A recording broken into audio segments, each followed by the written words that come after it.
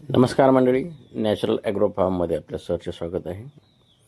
आपल्या कोंबड्या आजारी पडू नये असं वाटत असेल तर सकाळी आपल्या जे कोंबड्यांची संख्या आहे त्याच्याप्रमाणे लसूण, प्रत्येक कोंबडीनं एक एक लसूण खाल्ला पाहिजे. या हिशोबाने लसूण घ्यायचा आहे, तो बारीक ठेचायचा आहे आणि सकाळी कोंबड्या बाहेर सोडल्या तो लसूण खायला द्यायचा आहे. याने काय होईल, आपल्या कोंबड्यांची प्रतिकारशक्ती वाढेल व रोगास बळी पडणार नाही.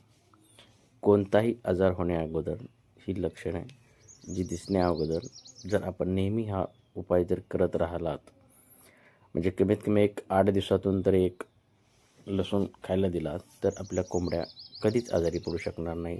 बाकीचा इतर औषधांवरती जो खर्च होत असतो तो होणार नाही. तर माहिती कशी वाटली याबद्दल कमेंटमध्ये नक्कीच कळवा. लाईक, सबस्क्राईब करायला विसरू नका. धन्यवाद.